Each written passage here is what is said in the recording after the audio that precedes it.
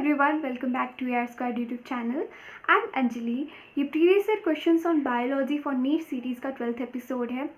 These videos are going to be very helpful for you because हम सिर्फ questions नहीं solve कर रहे हैं but also कुछ important concepts का revision कर रहे हैं. तो चलो जल्दी से start करते हैं वीडियो को. ओके तो ये क्वेश्चन है chapter photosynthesis in higher plants से. देखो पहला क्वेश्चन है, in C4 plants Calvin cycle operates in stroma of mesophyll chloroplast, grain of bundle sheath chloroplast, grain of mesophyll chloroplast और stroma of bundle sheath chloroplast. तो हम एक बार C4 plants को अच्छे से डिस्कस कर लेते हैं.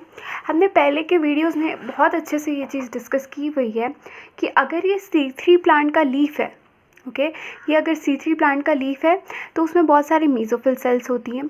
उनमें से एक हमने बनाया है, राइट. मेसोफिल सेल के अंदर जो क्लोरोप्लास्ट है, क्लोरोप्लास्ट का जो स्ट्रोमा वाला पार्ट है उसमें C3 साइकिल चलती है. कार्बन डाइऑक्साइड को RUBP एक्सेप्ट करता है रुबिस्को के प्रेजेंस में एंड ये साइकिल कंटिन्यू होती है, राइट. यहाँ पे ध्यान देने वाली बात है कि कार्बन डाइऑक्साइड को रुबिस्को एक्सेप्ट करता है. अब देखो हाई लाइट इंटेंसिटी में और हाई टेम्परेचर में जब बहुत गर्मी होती है तब, ताकि वाटर ज़्यादा लॉस ना हो इसलिए स्टोमाटा को लीफ क्लोज कर लेता है. तो कार्बन डाइऑक्साइड अंदर नहीं आ पाता है और ऑक्सीजन बाहर नहीं जा पाता. मतलब ऑक्सीजन की कंसंट्रेशन लीफ में बढ़ रही है एंड कार्बन डाइऑक्साइड की कंसंट्रेशन कम हो रही है. अब रुबिस्को एक ऐसा एंजाइम है जो कार्बन डाइऑक्साइड और ऑक्सीजन दोनों के साथ कंबाइन कर सकता है. कार्बन डाइऑक्साइड के साथ उसकी एफिनिटी ज़्यादा होती है, लेकिन अगर ऑक्सीजन की कंसंट्रेशन ज़्यादा हो जाएगी तो रुबिस्को ऑक्सीजन से कंबाइन करेगा रादर दैन कार्बन डाइऑक्साइड.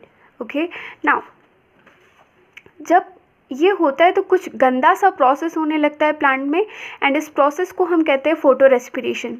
इसमें क्या होता है, ऑक्सीजन RUBP एंड रुबिस्को के प्रेजेंस में PGA एंड फॉस्फोग्लाइकोलेट बनाने लगता है. फॉस्फोग्लाइकोलेट एक टॉक्सिक प्रोडक्ट है.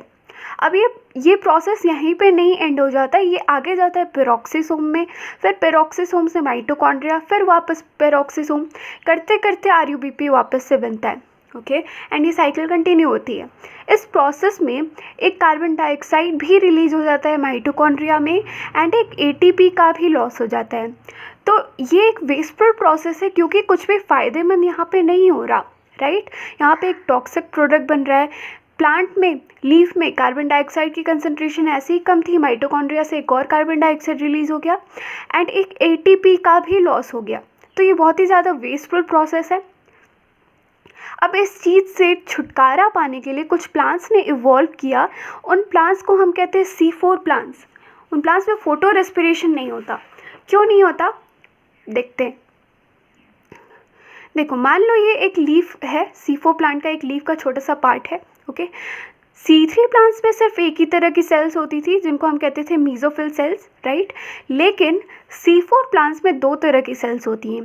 पहले तो मेसोफिल सेल्स ही हैं एंड जो दूसरे तरह की सेल्स हैं वो फ्लोएम के चारों ओर बहुत टाइटली चिपकी हुई होती हैं.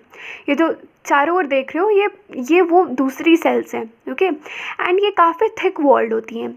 ये जो देख रहे हो आप, ये क्रांस की तरह लग रहा है, यानी कि किसी फूलों की हार की तरह लग रहा है. ओके तो इस एनाटॉमी को हम कहते हैं क्रांस एनाटॉमी एंड एक एक सेल को बोलते हैं बंडल सीड सेल. तो दो तरह की सेल्स हैं, mesophyll cell and bundle sheath cell.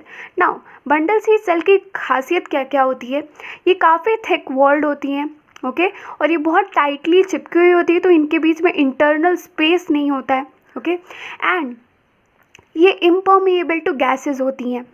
Now अब देखो ऑक्सीजन मेसोफिल सेल में तो आ रही है क्योंकि लाइट रिएक्शन हो रहा है, प्लांट रेस्पिरेशन कर रहा है, तो ऑक्सीजन मेसोफिल सेल में आ रही है.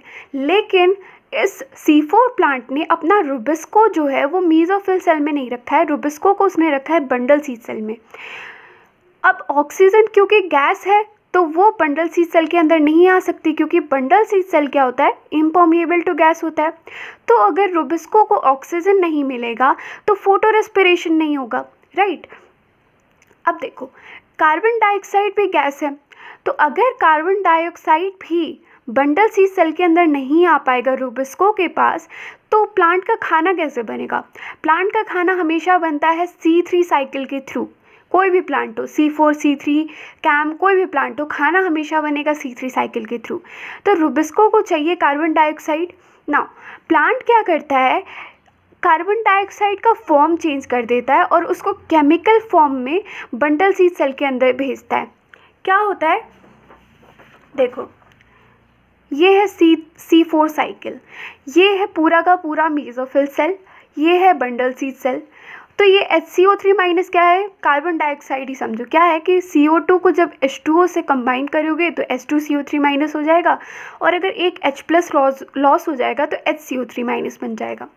अब ये HCO3 माइनस को फॉस्फोइनोल पाइरोवेट यानी कि PEP फिक्स करता है। यहाँ पे पहला fixing agent, carbon dioxide fixing agent क्या है, फॉस्फोइनोल पाइरोवेट। अब देखो यहाँ पे एक कार्बन है, यहाँ पे 3 कार्बन है, एंड यहाँ पे पेप्केज एंजाइम है। ओके, तो ये फिक्सेशन होगी और ऑक्सैलो एसिटिक एसिड बनेगा। अब ऑक्सैलो एसिटिक एसिड पहला स्टेबल कंपाउंड है इस साइकिल का, एंड ये 4 कार्बन का होता है। तो इस पाथवे को हम कहते हैं C4 pathway. Okay, now oxalo acetic acid transform हो जाता है मैलिक एसिड में। इंपॉर्टेंट है कि मैलिक एसिड ही ट्रांसपोर्ट होता है बंडल सीड सेल में। ओके, मैलिक एसिड ट्रांसपोर्ट हो जाता है। ओके, फिर जैसे ही अंदर आएगा वो डीकार्बोक्सिलेशन करके कार्बन डाइऑक्साइड रिलीज़ कर देता है। अब रुबिस्को को कार्बन डाइऑक्साइड मिल गया, ठीक है, तो यानी कि केल्विन साइकिल होने लगेगी। अब डीकार्बोक्सिलेशन अगर हो गया, एक कार्बन अगर रिलीज़ हो गया तो C4 एसिड बन जाएगा C3 एसिड यानी कि पाइरोविक एसिड।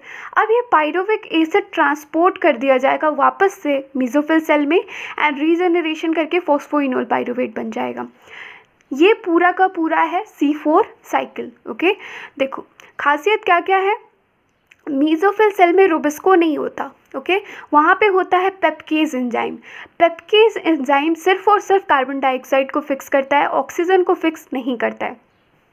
ओके, नाउ अब आते हैं बंडल सीड सेल में।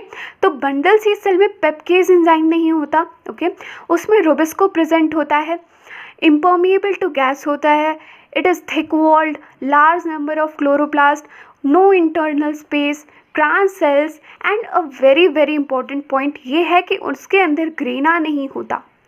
तो अगर ग्रेना नहीं होगा तो फोटोलाइसिस ऑफ वाटर नहीं होगा। जब तक थाइलेकॉइड ग्रेना के फॉर्म में अरेंज्ड नहीं होता है तब तक फोटोलाइसिस ऑफ वाटर नहीं होगा, यानी कि ऑक्सीजन रिलीज नहीं होगा। ओके, तो किसी भी हालत में बंडल सी सेल में ऑक्सीजन नहीं आ सकती। ठीक है, तो ये पूरा का पूरा था C4 पाथवे। अब वापस से हम आ जाते हैं अपने क्वेश्चन पे। क्वेश्चन क्या था कि C4 प्लांट में केल्विन साइकिल कहाँ पे ऑपरेट होती है, बंडल सीड सेल में ऑपरेट होती है, राइट। तो मेसोफिल सेल वाले ऑप्शन तो कैंसिल आउट हो गए। अब ऑप्शन बी है कि grana of bundle sheath chloroplast. हमने अभी बोला कि ग्रेना तो होता ही नहीं है बंडल सीड क्लोरोप्लास्ट में, तो ऑप्शन बी भी गलत है, यानी कि option D is the correct answer, stroma of bundle sheath chloroplast. Okay, option number D. Now अब आते हैं क्वेश्चन नंबर 2 पे। Plants living in hot humid environment are C3 plant, CAM plant, C4 plant, all of these. तो देखो C3 plant about 80% of plant species C3 plants होते हैं। उनके कुछ एग्जाम्पल्स है जैसे कि rice, wheat, oat, sunflower, chlorella. Okay, now cam plants की अगर तुम बात करो तो दे आर सक्सेलेंट ज्योरेफाइट्स। ओके, यानी कि वो हॉट एनवायरनमेंट में बिल्कुल पाए जाते हैं। उनके कुछ एग्जांपल्स क्या हैं, aloe, opuntia, bryophyllum, pineapple. Okay, now अगर तुम C4 प्लांट्स की बात करो तो they are found in tropical and subtropical region, यानी कि ये भी हॉट एनवायरनमेंट में पाए जाते हैं, राइट। अब इनके एग्जांपल्स क्या हैं, maize, sorghum and sugarcane. Okay, तो ये सारे के सारे हॉट ह्यूमिड एनवायरनमेंट में पाए जाते हैं, तो इसका करेक्ट आंसर है all of these. So that's it for today. कैसी लगी वीडियो प्लीज़ कमेंट सेक्शन में बताइए, एंड अगर अच्छी लगी तो don't forget to like the video and subscribe to AR Squared YouTube channel. Thank you so much for watching.